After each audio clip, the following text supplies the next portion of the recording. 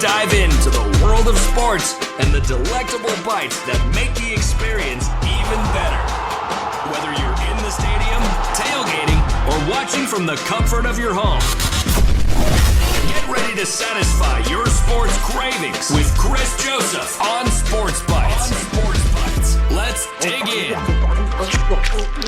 What is up, everybody? Yes, let us dig in. It is time. It is here. College football is upon us, and I hope everybody has had a great offseason as we get ready to move forward with what could be one of the best college football seasons that we can remember, right? And there's so much going on. A lot to get into today. I'm going to tell you a little bit about what the plan is for the show moving forward. I hope it's something that you guys like. I hope it's something that, can bring a lot of enjoyment to people as well. So, first off, I want to say thank you to everybody at the College Football Dogs. They were gracious enough to let me go on a little vacation. I was across the pond, as you would say. Went to London for 10 days. We're going to talk about that. I'm going to talk about all the food. Obviously, I love talking about food. So I'm going to talk about some of the stuff that me and my wife experienced over in London. But the big thing is to really get ready, get ramped up for this college football season. So we have games that have already been played. I'm going to break down the Week 0 games, Florida State, Georgia Tech. Everybody watch that over in Dublin. Montana State, New Mexico, SMU, Nevada. We'll talk about those games. And then kind of really set everybody up moving forward for what the show is going to be like. I'm excited because Thursday night, I get to be back in a press box. I get to be at Protective Stadium here in Birmingham, Alabama, to watch the UAB Blazers in the second year under Trent Dilfer take on Alcorn State. I just wrote an article, and you can catch it on the College Football Dogs, my predictions for UAB. I have high hopes for UAB this year. In year 2 under Dilfer, I think Jacob Zeno, the returning quarterback, they're going to have a pretty good offense. And I think they're going to have a chance to be a really, really good football team. But before we get into all that, I want y'all to look down here. You're going to see the socials where we're all a part of. You can follow, can interact. I love the interaction with fans. I love the interaction with the people during the show. So please feel free to hop in the chat. Also, go ahead, hit that like button. It really does me a lot, okay? It does me a lot. And let's see, Brad. Hey, what's up, man? Welcome back. Hey, I'll tell you this. If you like Iowa Hawkeye football, you need to check out Brad and his partner Brandon, to do the Hawkaholics podcast. I had the guy on earlier that created the wave. I don't know if you know Charlie Taylor, Brad, but Charlie Taylor used to work at Oklahoma, and I knew him. Now he's up there doing a lot of stuff with Iowa. So I'm gonna reach out. I'm gonna talk to Charlie for you, see if we can get you hooked up. But Brad, appreciate you stopping by, man. I appreciate you welcoming me back. It was a lot of fun on that trip. But I'm on Twitter at SportsBitesPod1. I'm on TikTok. I'm on Instagram. I'm on YouTube, Twitch. Go follow, subscribe. It doesn't cost you anything. Get in on the ground floor now, because I'm gonna get to the point where I'm gonna start doing subscriptions, and I'm gonna start charging people for like articles and content and stuff like that. So let's get on the ground floor. Hit that like button, hit subscribe, everything, and just follow. Because if you want some really good college football coverage, the College Football Dogs have. I just got my FWAA brochure today. Proud member of that. I'm one of the Super 16 voters for the FWAA, so I get a vote in the top 25 every week. Looking forward to that. But it's going to be a fun football season, okay? And a little bit of what I'm going to do, restructuring the show. I only did one show a week. I'm really diving in and just I'm going to attack this, full on. Mondays is going to be my Reaction Monday show, right? From 7 between 8 to 8:30. I'm going to lead you right up to the Golden Boot. The guys at the Golden Boot, we kind of talked and, bumping up a little bit to what the Golden Boot is doing, who they do a great job. They got great interviews, between George, Vandy, Chris, and Cody. I mean, they do a great job, all right? All on the Dogs TV network.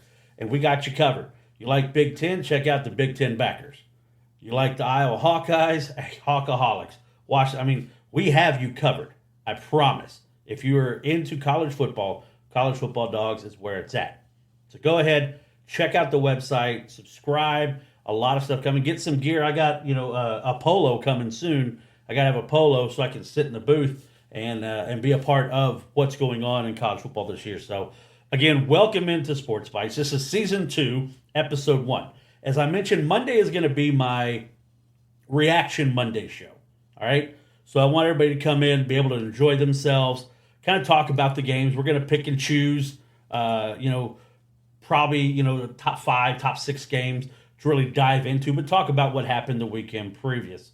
Then throughout the week, with the show being called Sports Bites, I have come up with quick little 30-minute hitter episodes of SEC bites, ACC bites, Big Ten bites, so on and so forth.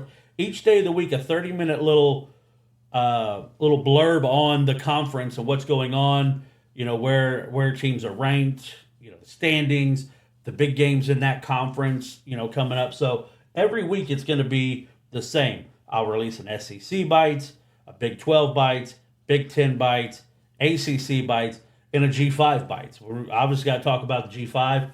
Guys, if you're into the Sun Belt, watch the Sun Belt Syndicate. All right, Dominic and those guys do a fantastic job. You want some really good G5 coverage? Check out what they have going on over at the Sun Belt Syndicate. And then Friday is going to be kind of my preview to the weekend heading into it. Now, this weekend I'm excited. Everybody that has watched the show and seen it knows that I'm an Oklahoma fan. Okay, I'm an Oklahoma fan, and we play Friday night. So it's going to be really interesting with Friday nights going. And I know a lot of guys that still officiate out in Oklahoma, and a lot of the high school games got moved up to Thursday night, so that way they can actually do what they want. The guys can go to the show, right? Or they're going to see the game, Oklahoma and Temple. I'll talk a little bit about that later, but man, really just a lot of fun to get in and see college football this year. Now, my wife and I made it back, so we tried to figure out the time. We were probably up 23, 24 hours almost. So we left the Airbnb we were at in London at 5:30, 6 o'clock. So that would be midnight here, just to turn the car in that we rented, get through customs, do all that with an international flight. And then it went through a lot easier than I thought. So then we had to fly 10 hours from London, that left at like 10:30, from London to Dallas, Fort Worth, which that's a horrible flight. 10 hours from London to Dallas. Now, I watched 3 movies. I watched Varsity Blues, I watched The Longest Yard, and I watched Avengers Endgame. And I will tell you this, I'll give a product review. You know the neck pillows you've seen everybody get, the ones that wrap around, not that just you slide up on, the ones that kind of wrap around, looks like it's a neck brace. Yeah, those suck. Don't waste your money. I didn't like it, so don't waste your money. But we get in Friday, so we left at 10:30 a.m. London. So that would be 4 in the morning here in America. We made it back to Dallas at 2 o'clock. Left at like 4:30, 4:45, back to Birmingham. So we got home, and we stayed up probably till about 8:30, 9 o'clock, seeing the kids, unpacking some of the stuff that we need to, and went to bed. I got up at a decent, I felt like I got good rest, but I was excited because game day was on. And I kind of want to get your guys' thoughts. If you're watching, share this, get people involved. Do you like Pat McAfee and what he's doing on game day? I mean, I saw some clips, and again, coming from an old radio guy, getting drunk on air and stuff, that was always a no-no, kind of frowned upon. I know that's kind of Pat McAfee's shtick, but I don't know. I will say Nick Saban, I thought Nick Saban did a fantastic job heading into that game, but really, really enjoying, watching game day again, just because it's, it's here, right? It's here. And we get to the game, and I was just happy to make it through. Like I said, after a long flight from London back to the United States to have football. And now my wife and I almost, we joked a little bit about staying for the Florida State game, because there were a ton of Florida State fans that were in London, because we were over there for about 10 days. And there was a lot of guys Big Ten, but I'm down with drunk on camera as long as it's reasonable. Now, look, I have been known to partake in a little bit of bourbon while I'm doing my show. So I'm good. But like I said, just coming from an old radio guy, man, like the FCC violations and all that stuff. And I know this is a different platform, but yeah, Big Ten Backers, check them out, guys. If you want the best in Big Ten coverage, check out the Big Ten Backers. They got a great show. But yeah, a lot of Florida State fans were in London, which I was surprised at. Hit London, then go down to Dublin, Ireland. But I'm gonna get into the London trip, everything. I do want to start the show off by, did you guys see the female soccer match between Rutgers and UMass? Bourbon and coffee for the morning after show. Hell yeah. I love some Irish coffee. I love it. They got the bourbon cream from Buffalo Trace that I love. We drink beer on our show, just not getting drunk. Right. I mean, like I said, I'll have some bourbon and really get into it. But did you see the fight that happened in the women's soccer match with Rutgers and UMass? Did you see it? Because this is unbelievable. I want you to watch this. So you see the girl right up there, right? She gets taken down. And then, nope, I take up, bam, bam, bam, bam. They got into it. They were throwing haymakers. They were throwing uppercuts. Like this was a full-on brawl almost between, and this is why I tell people, so I officiated for a while. And I've stayed away from girl sports because female sports, those girls, they get really, really mad really quick, right? And I just play that again. You want to see the fight? Here we go. I'm going to play this again while we're talking. Watching that upper corner, there's a hard foul coming. This girl comes to set the ball up quick after the foul, and the girl from UMass took umbrage to that. Next thing you know, she's throwing a two-piece, telling the girl to take a nap, right? But let's see. Brett Fine, Oregon Duck man, Brett Fine. What's up, Brett? How you doing, buddy? Let's call it sports drunk and sports bites. No one wants to see me trying to talk Hawkeye football, sounding like Boomhauer from King of the Hill. I love Boomhauer. Play it again. Yeah, nice little fisticuffs. Look, bam! She almost got kicked in the face right there. So, yeah, it man, they are not playing around. But I had that. They're like, hey, do you want to officiate girls sports? No, I did football. I did baseball. I did basketball. I tell people I did basketball 1 year. I am not in good enough shape to keep up with the youth today playing basketball. Football, I could hide, like be an umpire in the middle, kind of move around. Everything's good. But basketball, and so I had to do basketball games. And I tell people all the time, there was a story, I remember two super predominant upper middle class schools, predominantly of the white persuasion. And it's a girls' game. And you could always tell when there was a foul that this girl was going to run over here and she was going to get back. You knew it was going to happen. And I've been to places that, you had to walk through metal detectors through to get to the court and everything. And they would come, hey, coach, hey, ref, watch this guy. He's kind of moving on the screen. Cool, I got you. The girls' game, she came up, she was like, hey, ref, that bitch is moving during the screen. And I knew it was going to be bad. I knew it was going to be bad. But that's why I don't do women's sports, because they get so upset. Like, you want to do softball? Nope, they got a bat. Not doing it. Not doing it. But that's what I saw this weekend, man, that big fight.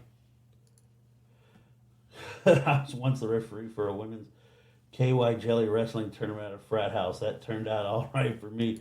Were you like John Candy in Stripes? John Candy in Stripes, as they went to, before they went off, and they had the little mud pit wrestling stuff. But I'm going to start getting into the games, guys. Let's get into the games. Let's talk about what we got. And you see right up, I mean, it's a beautiful stadium, 80,000 people here, and it's raining. Everyone's having a good time. It's Florida State, Georgia Tech. The whole Florida State revenge tour thing is kicking off, right? Everybody wants this. They got to get back, get retribution because they felt slighted, that they got left out. What happened to Georgia in the bowl game when they got absolutely pummeled. Getting a bunch of guys from Alabama, Roy Dale, some of those people to come over, and then you bring in DJ Uiagalelei, a guy that if you go back and listen to my show starting last year, when I first started doing this podcast, early in the year, I talked about DJ Uiagalelei. I mean, the guy that was the number 2 quarterback prospect when he came out. Number 1 prospect was Bryce Young, who is actually doing a little bit better in the NFL right now. But right there, the first drive, TFL, they go down, Florida State scores. You're like, okay, here we go. Florida State came to play. What was Haynes King and them going to do?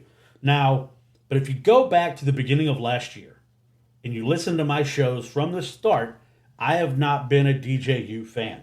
And I say that only because I don't think he can make plays. The Florida State team, and what I saw that game against Georgia Tech, was some of the biggest look like Tarzan, play like Jane football I've ever seen.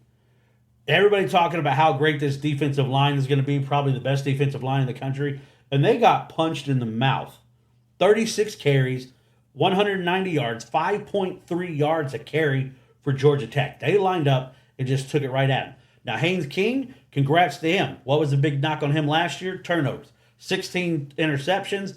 He didn't have the best stats, 11 to 16, 146, but 0 turnovers. The only thing that was really wrong I saw Georgia Tech with Haynes King was doing was some of that mesh point, right? Some of the mesh point wasn't the greatest, and you saw the ball hit the ground twice. A bad snap and then that mesh point, problem. But, I pointed out to my wife, I was like, check it out. You're going to see that there is, it seems a little sloppy at times. But DJU is not that guy. And he proves it once again. Once again, he shows you that he's just not that guy. All right? Intermediate passing, cool. Down the field, you could tell they didn't trust him. And maybe it's because Florida State doesn't have the athletes on the outside to get there. But, and I'm going to tell you, I didn't catch the guy's name. I should have wrote it down. I apologize for that. But number 44, the most middle linebacker looking guy I've seen in a long time, right? The most middle linebacker. He's got the neck roll. He's all yoked up. He's ready to go. But I love Georgia Tech's game plan. Haynes King, you're watching some of the highlights there. Doesn't look like he's going to just blow you away with speed, but he finds enough open area. He finds the way to get in there and really make sure that they have a good offense moving forward.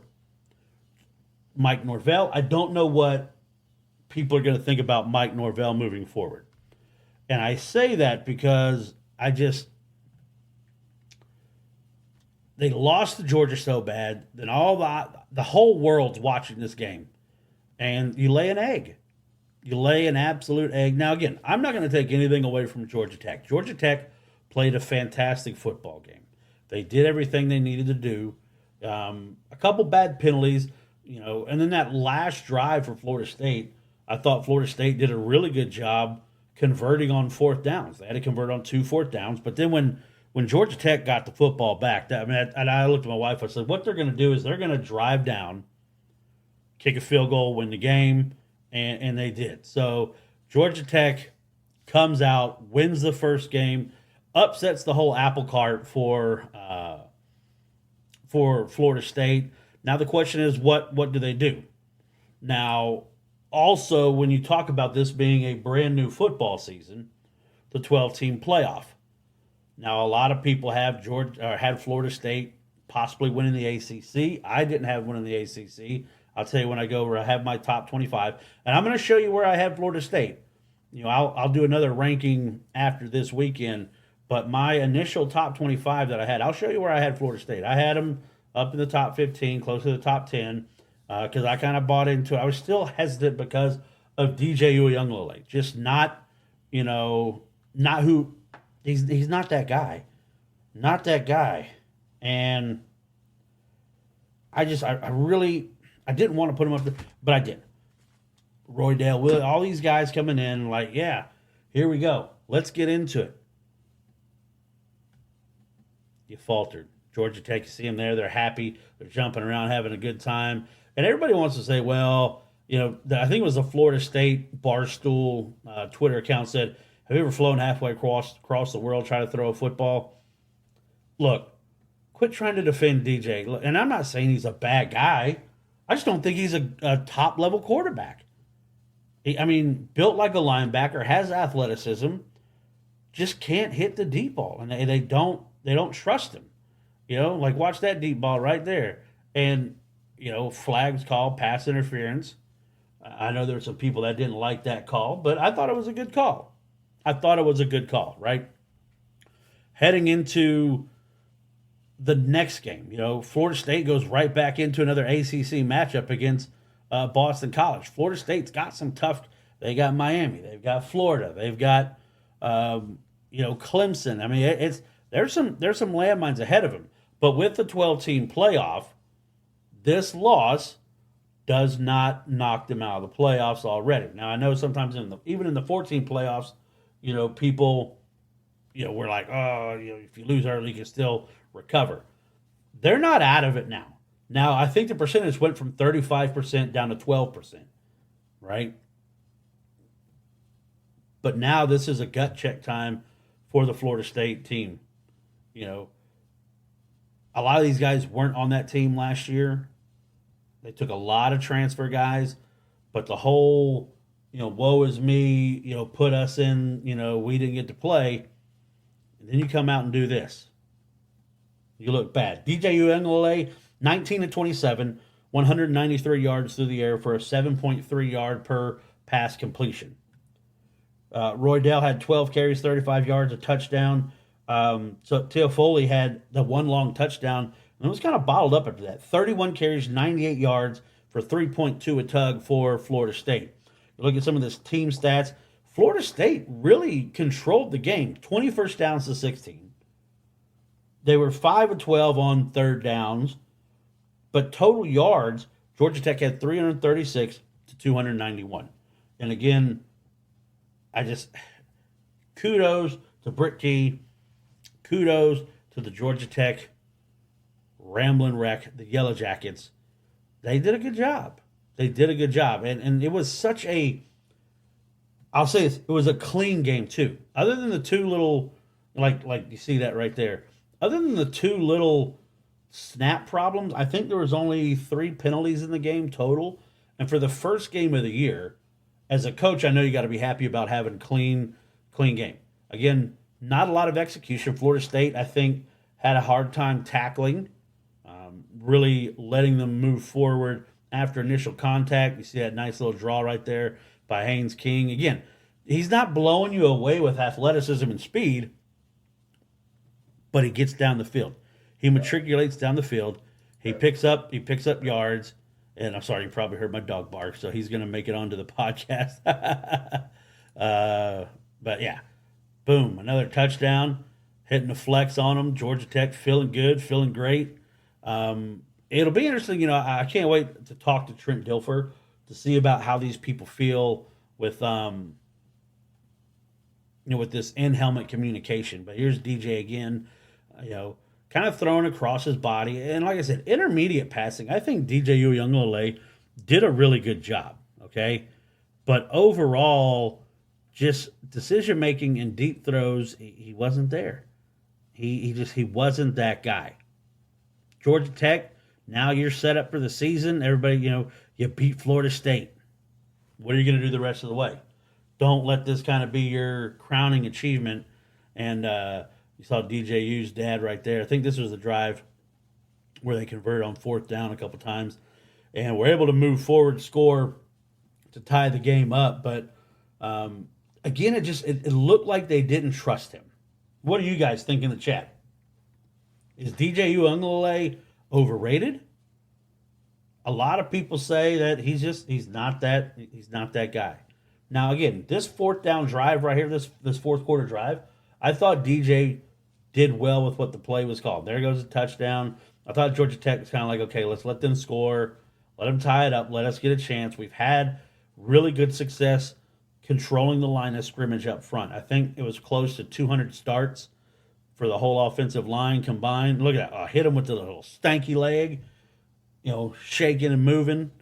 One of those guys that you can't tackle him in a phone booth, just quick, sudden, and just driving down the field. And this came down to a big play, a nice little hot read outlet pass that Haynes King hit. They almost gave it away on a bad mesh point. And I was like, oh my gosh, I can't believe that they were going to do this. But there it is, a little bad snap. And the guy was going in motion. It's like there was like just a bad mesh right there. That's all I'll say is a bad mesh, and really didn't do a great job. But see, right there, gets it out, cuts up field, and is going to keep it into a really good field goal position.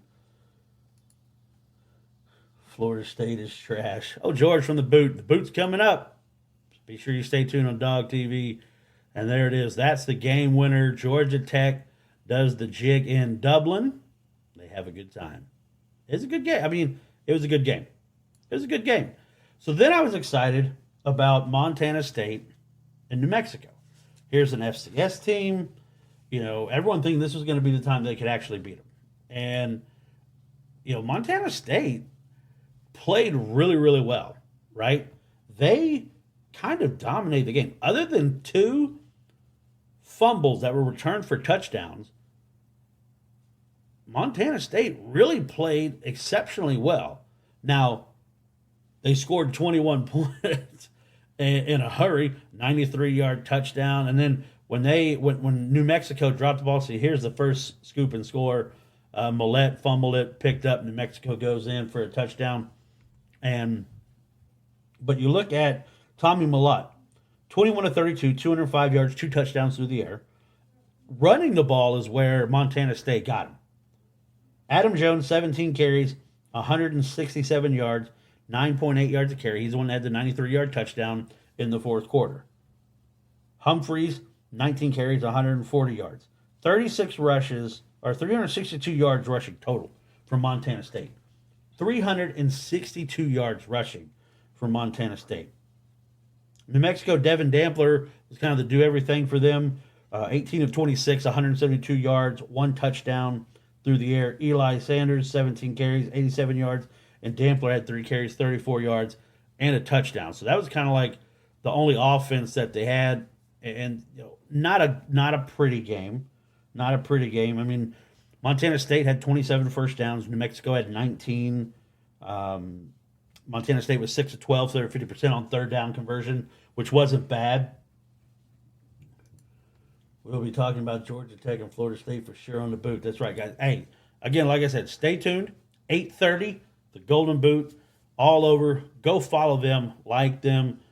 Great insight. They've been very welcoming to me, being that they've been a part of the organization a lot longer than I have. And then, of course, with my team now coming into the SEC, they're all SEC guys. So we've had some fun banter back and forth, and really just I'm excited. We're gonna really dive into the SEC and stuff. But Montana State, they didn't give up and just came out there, executed play. Other than the 2 fumbles, and again, kudos to New Mexico. You take advantage of what's given to you, right? You got 2 fumbles, you go score. You do what you need to do. Just water. I'm not drinking Guinness. Now, I did drink a lot of Guinness when I was in London. And we're going to talk about that later. But Mexico State, they win 35-31. Or Montana State, not New Mexico State, sorry. But Montana State wins. And I think it's probably not the first FCS team that's going to beat an FBS team this year. There's a lot of people that think that the Bison are going to beat Colorado. There's a lot of people who want Colorado to lose, and I still don't understand all the hate. Look at that gap. He's taking 2 steps every 5 yards, just picking them up and putting them down, getting after it, right? And the holes. That's Montana State, and they're just blowing up a Division I school. But like I said, other than the 2 fumbles, Montana State, and they're just gashing them. 567 total yards of offense for Montana State. They end up winning this game 35-31. So I was excited to see. Let's go down here, move forward to this last little bit of when they really get back into it. So if you're watching live, you can check this out here. Just a nice little cross buck, boom. Bad angle right there. Is that number 77? Yeah, they had a number 77 as a defensive back. It threw me off. But 93 yards, picking him up, putting him down, heels to the field, he was gone. Now, and look, when you hear Dusty Dvorak say that in the game, he got it from me. And I'm about ready to sue him for copyright infringement because I'm going to get that phrase. That was my touchdown, and I'm going to get that. So I've got credit for it. Heels to the field. But here we go. New Mexico gets the ball back, and they got to try to pick up a first down, and a horrible drop. Horrible drop right here. Bam, drops the football. And he knows they got to punt it away, and Montana State just goes down, matriculates, and wins. So kudos to Montana State. Then I was excited about possibly seeing Preston Stone and SMU, right? All the talk about SMU. Now, this broadcast was absolutely horrible. The camera guy had a hard time keeping up. New Mexico showing why they're in New Mexico. You're right, but still, you need to go out and beat FCS teams, but they got absolutely manhandled. An odd day in Reno. It's 50 degrees. It's usually much hotter. All the hype around Preston Stone. He comes out, first pass, intercepted. Great play by the Nevada defensive back to step in, kind of baited him, steps right in, gets an interception, moves on, right? Not a bad deal for them. And there was an incident in the game, and as a former referee, I think the referees handled it very poorly. It was early, I think it was first quarter, and there was a little tussle between an SMU receiver and a defensive back from Nevada, and the SMU receiver open hand slaps the guy to the face, which I still have never understood trying to hit somebody in the head when they're wearing a damn helmet. So after the guy from SMU slaps the Nevada player, his teammate comes over, whop, shoves him down. Here's the flags, right? So I'm like, okay, he's ejected because he threw a punch. It's right there. And as a referee, they really try to tell you to control the game, especially it's the first game of the year. It's early, all the hype because everyone's SMU. They could, really make some noise in the ACC. Preston Stone is all this. They intercepted the first pass and, really just not firing all cylinders for Rhett Lashley. But the officials decided just give unsportsmanlike, everything offsets, they move on. And I don't want to be an over officious jerk or anything like that, but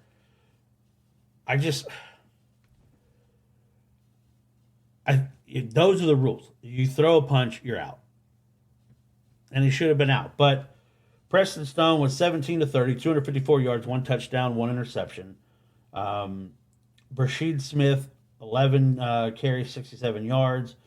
And the big guy was RJ for the Ponies, receiving. 8 catches, 102 yards, a touchdown. SMU had 22 first downs, 408 total yards to 298. Now, the time of possession.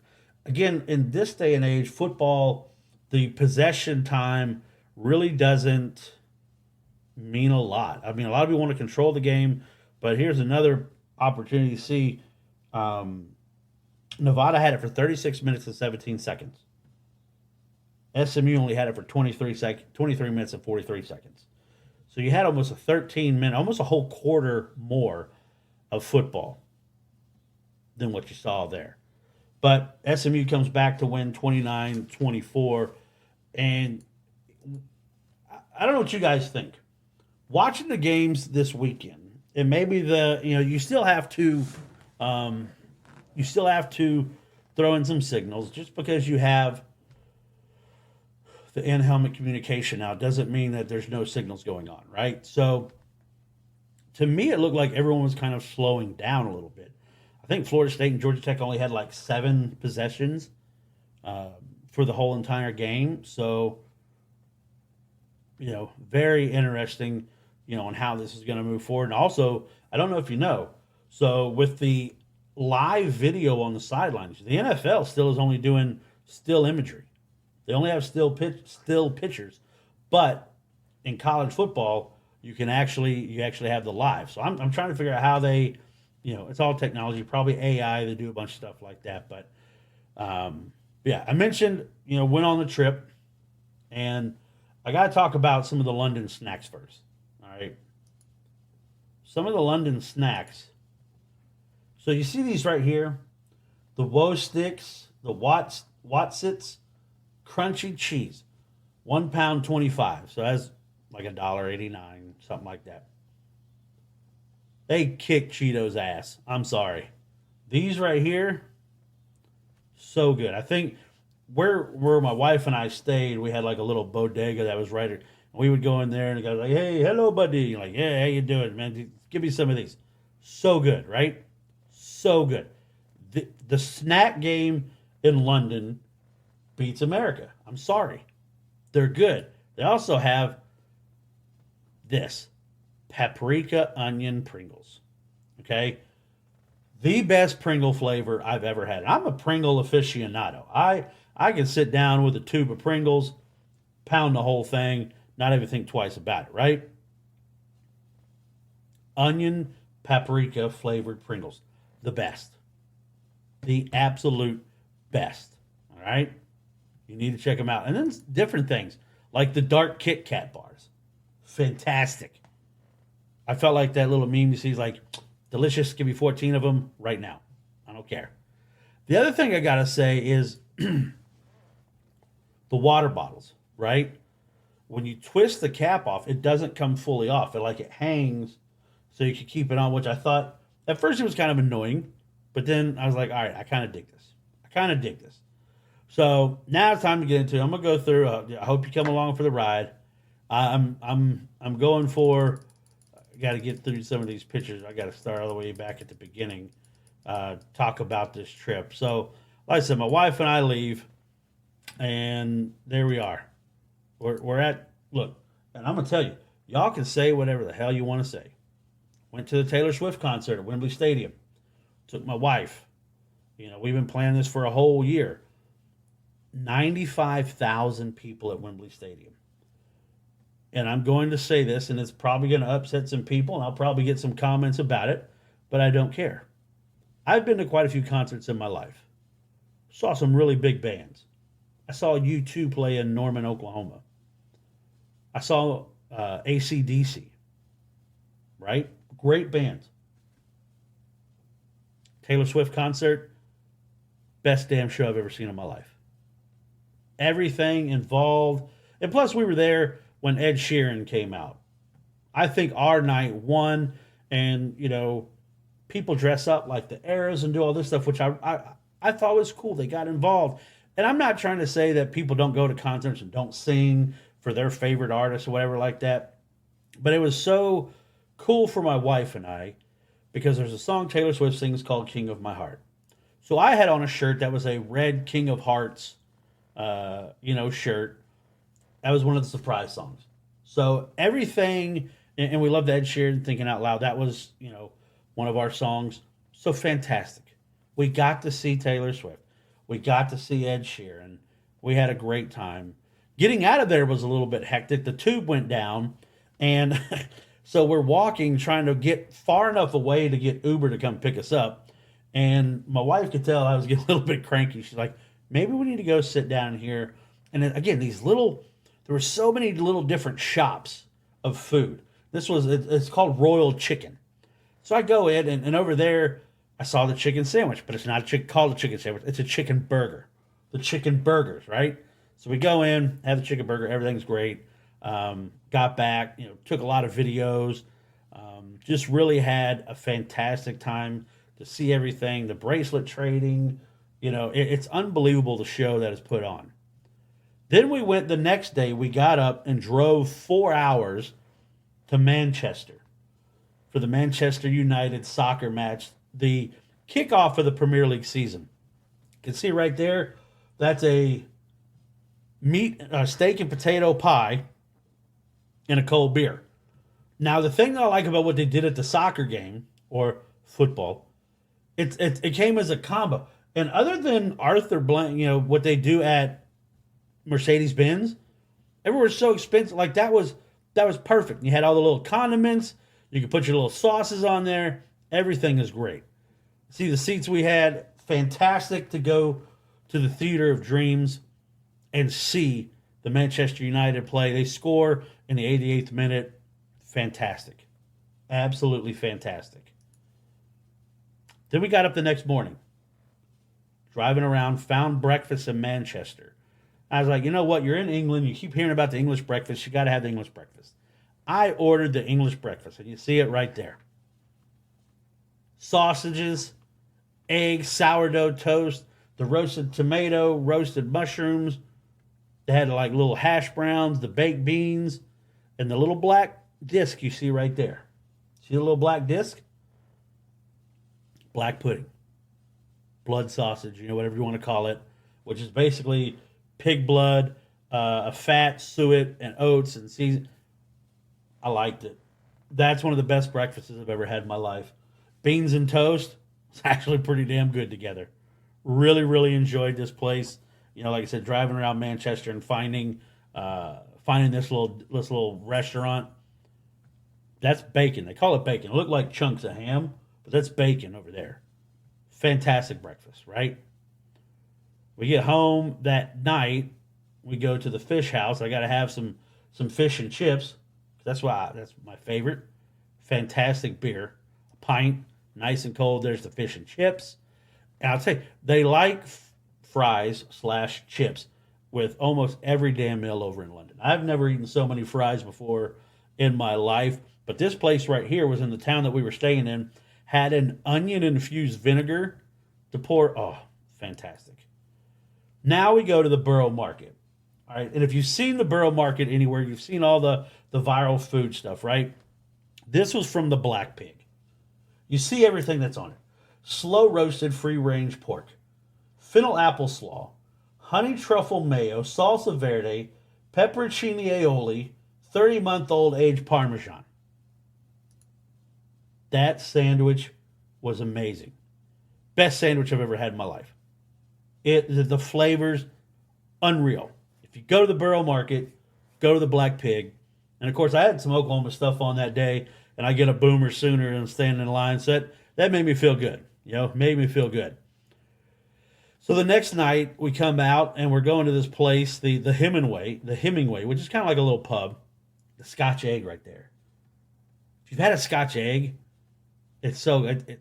It's a boiled egg, sausage, breaded and fried. Had a little balsamic, so good. More fish and chips with the mushy peas, which is basically like mashed peas. Still great, right? Then one of the last days we were there, my wife went to Notting Hill. We did the cheesy rom-com thing. I went up to Notting Hill to see the bookstore, from the movie. But this restaurant, Sunday in Brooklyn, this is, and the picture doesn't know justice. That's one pancake, all right, with a maple hazelnut glaze, and that is a cinnamon brown butter pad on top of it. My wife got that. Had a bite of it. It was fantastic. One of the best pancakes I've ever had in my life. My breakfast, the steak and eggs.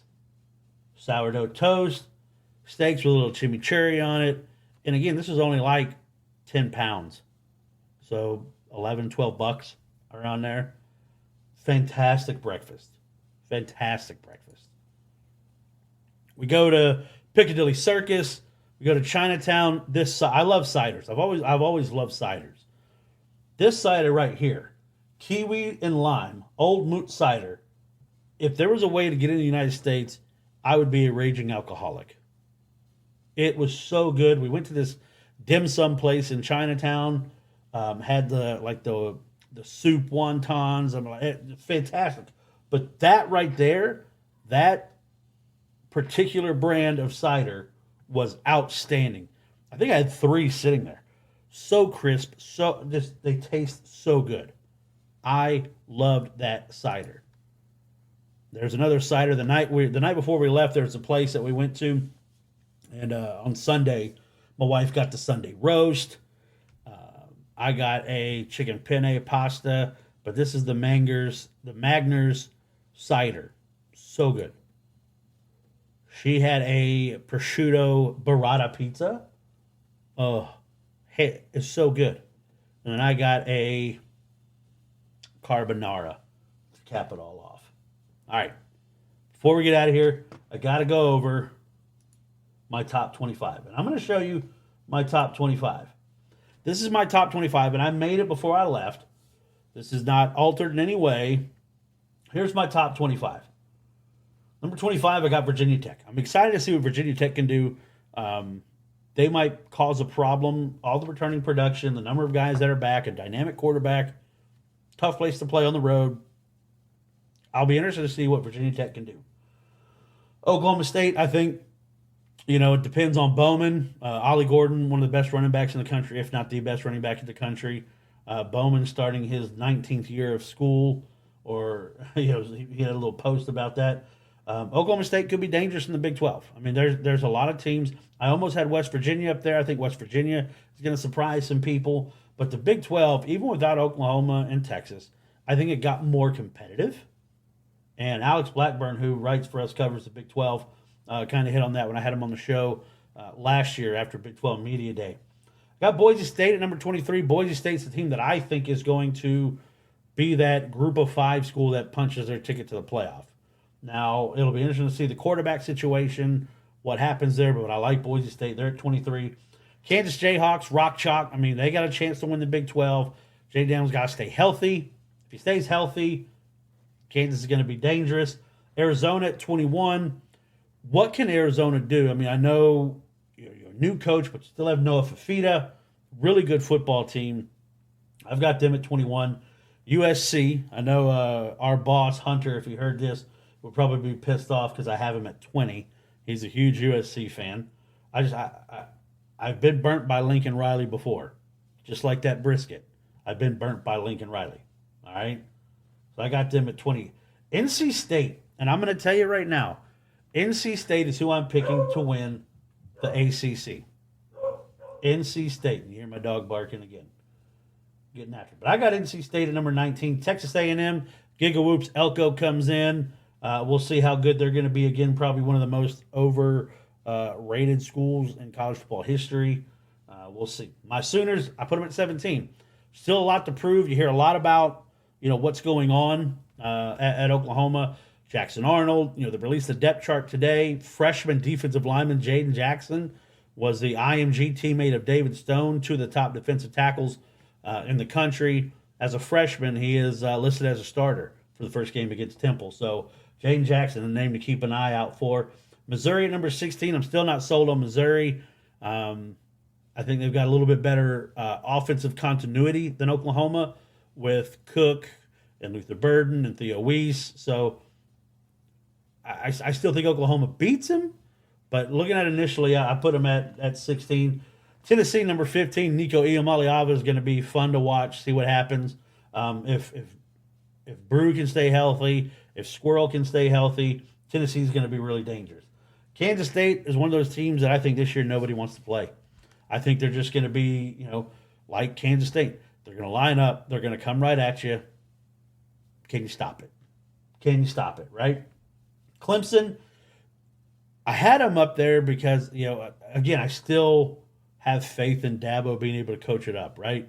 But here's the thing. How long will just grassroots recruiting be the only lifeline for the Clemson Tigers, right?